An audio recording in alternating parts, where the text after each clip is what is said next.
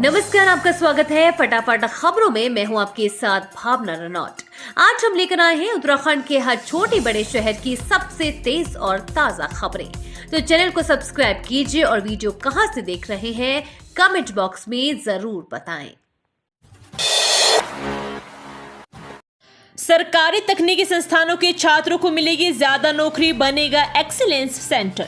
प्रदेश में तकनीकी शिक्षा को बढ़ावा देने के लिए गढ़वाल और कुमाऊं मंडल में एक सेंटर ऑफ एक्सीलेंस बनेगा। मुख्यमंत्री पुष्कर सिंह धामी ने निर्देश दिए कि सरकारी तकनीकी संस्थानों के छात्रों का अधिक संख्या में कैंपस प्लेसमेंट कराया जाए। बृहस्पतिवार को सचिवालय में सीएम धामी ने तकनीकी शिक्षा विभाग की समीक्षा बैठक ली। उन्होंने निर्देश दिए कि औद्योगिक संस्थानों की आवश्यकता के अनुरूप तकनीकी संस्थानों में आधुनिक कोर्स और आधुनिक उपकरणों की समुचित व्यवस्था की जाए। तकनीकी संस्थानों से प्रशिक्षण प्राप्त युवाओं को कितने प्रतिशत रोजगार मिला और कितने प्रतिशत ने उच्च शिक्षण संस्थानों में प्रवेश लिया, इसका स्पष्ट डाटा रखा जाए। प्रदेश में लगातार बारिश से बिजली की मांग में गिरावट, यूपीसीएल को बाजार से खरीद में भी मिली राहत। प्रदेश में लगातार बारिश के चलते बिजली की मांग में भी भारी गिरावट दर्ज की गई। यूपीसीएल को इससे बाजार से बिजली खरीद में भी राहत मिली है। प्रदेश भर में लगातार बारिश के बीच यूपीसीएल को बड़ी राहत मिली है। 3 दिन में बिजली की मांग 5.4 करोड़ यूनिट से गिरकर सीधे 4.8 करोड़ यूनिट तक आ गई है। इसके सापेक्ष बिजली की उपलब्धता की बात करें तो 4.4 करोड़ यूनिट बिजली केंद्रीय पूल व राज्य से मिल रही है। बृहस्पतिवार से यूपीसीएल को केंद्र के गैर आवंटित कोटे से 100 मेगावाट अतिरिक्त बिजली भी मिलनी शुरू हो गई है। लिहाजा यूपीसीएल को फिलहाल भारी मांग से राहत मिल गई है। डरावना मंजर, बारिश के बाद यादों की बड़ी मुसीबत, पहाड़ी से आ गया मलबा, रास्ता बंद, एनएच में फंस गए 300 लोग। उत्तराखंड के कुमाऊं में जगह जगह बारिश हो रही है। चंपावत के एनएच के पास संवाला पर फिर से मलबा आने से यातायात बाधित हो गया है। मलबा आने से करीब 300 यात्री भारी बारिश में फंस गए हैं। प्रशासन ने एहतियात के तौर पर टनकपुर के ककराली गेट पर चंपावत की तरफ से जाने वाले वाहनों को रोक दिया है। टनकपुर एसडीएम आकाश जोशी के नेतृत्व में प्रशासन की टीम खाने के पैकेट और पानी की बोतल समेत अन्य जरूरी सामान के साथ मौके पर है। एनएच पर संवाला के पास मलबा यात्रियों के लिए मुसीबत बन गया है। बारिश से संवाला क्षेत्र में एनएच पर आए मलबे के कारण सैकड़ों वाहन वहां फंस गए हैं। एसडीएम आकाश जोशी ने बताया कि संवाला में करीब 300 लोगों को पानी, बिस्कुट आदि वितरित किए गए हैं। पटवारी, पूर्ति निरीक्षक, पीआरडी जवान प्रत्येक वाहन में जाकर यात्रियों को खाने पीने का सामान दे रहे हैं।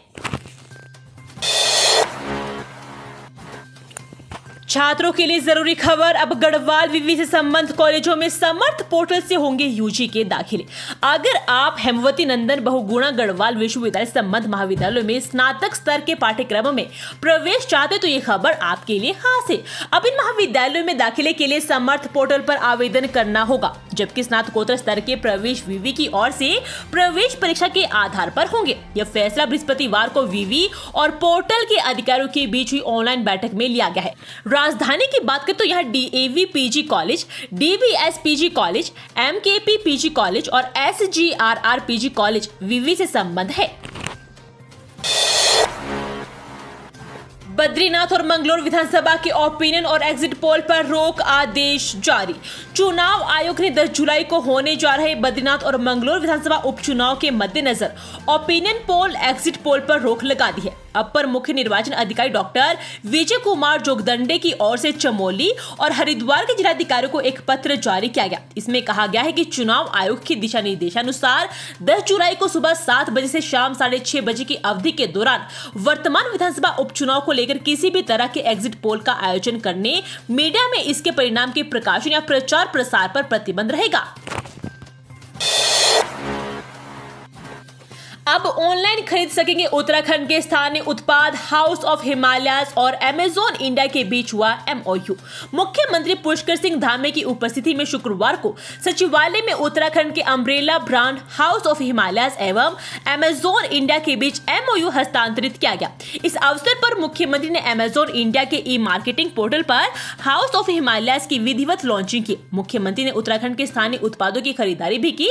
मुख्यमंत्री ने कहा कि प्रधानमंत्री नरेंद्र मोदी द्वारा दिसंबर माह में इन्वेस्टर समिट में हाउस ऑफ हिमालयाज ब्रांड की लॉन्चिंग की गई थी। उन्होंने कहा कि इस ब्रांड को लॉन्च करने का उद्देश्य प्रदेश के स्थानीय उत्पादों को वैश्विक स्तर पर पहुंचाना है। प्राचीन आयुर्वेद चिकित्सा पद्धति प्रकृति परीक्षण से जान सकेंगे कैसी हो दिनचर्या और खान पान।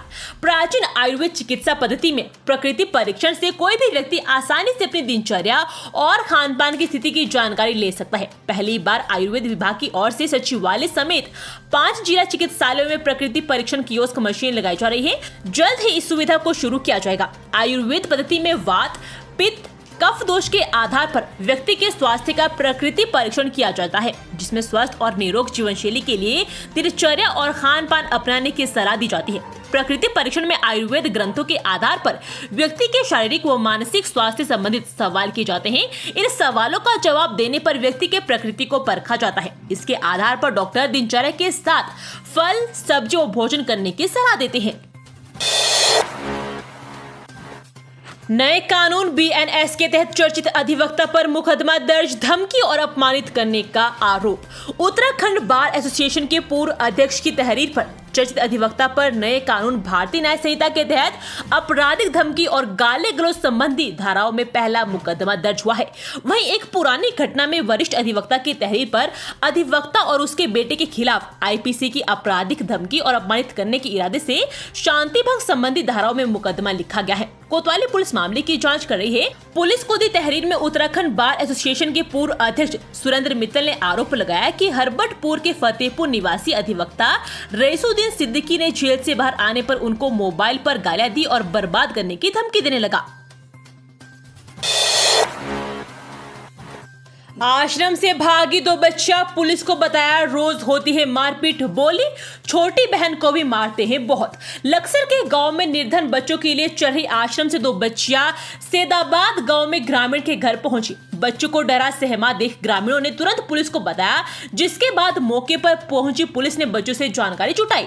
शामली की 12 वर्षीय और दिल्ली की 6 वर्षीय 2 बालिकाएं भागकर सेदाबाद गांव में ग्रामीण के घर पहुंची। बच्चों ने बताया कि आश्रम में उनकी बुरी तरह से पिटाई होती है।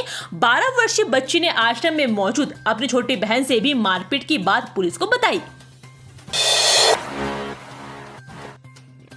बद्रीनाथ धाम के रावल ने दिया पद से इस्तीफा, 14 जुलाई से अमरनाथ नंबूदरी करेंगे पूजा। बद्रीनाथ धाम के रावल मुख्य पुजारी ईश्वर प्रसाद नंबूदरी ने पद से इस्तीफा दे दिया है। अब 14 जुलाई से धाम में नए रावल अमरनाथ नंबूदरी पूजा अर्चना करेंगे। 13 जुलाई को नए रावल का तिल पात्र किया जाएगा। बद्रीनाथ के रावल ईश्वर प्रसाद नंबूदरी ने निजी कारणों से कुछ समय पहले बद्री केदार मंदिर समिति को अपना त्याग पत्र सौंपा था। मंदिर समिति ने त्याग पत्र स्वीकार करते हुए अब नए रावल की घोषणा कर दी है। धाम में नायब रावल के पद पर कार्य कर रहे अमरनाथ नंबूदरी ही धाम के नए रावल होंगे। रुद्रप्रयाग में हादसा, तिलवाड़ा मार्ग पर खाई में गिरा बोलेरो वाहन, 2 की मौत 3 घायल। उत्तराखंड के रुद्रप्रयाग में शुक्रवार शाम को दर्दनाक हादसा हो गया। तिलवाड़ा रतनपुर मोटर मार्ग पर एक बोलेरो वाहन खाई में गिर गया। हादसे में 2 लोगों की मौके पर ही मौत हो गई, वहीं 3 लोग घायल हुए हैं। जानकारी के अनुसार घटना शाम करीब 5 बजे की है। वाहन में 5 स्थानीय लोग सवार थे। तिलवाड़ा रतनपुर अंदरिया घेंगड़ मोटर मार्ग पर अचानक चालक ने वाहन से नियंत्रण खो दिया और वाहन खाई में जा गिरा। ये थी आज की फटाफट खबरें। हम मिलेंगे अगले बुलेटिन में, तब तक के लिए धन्यवाद और जय हिंद।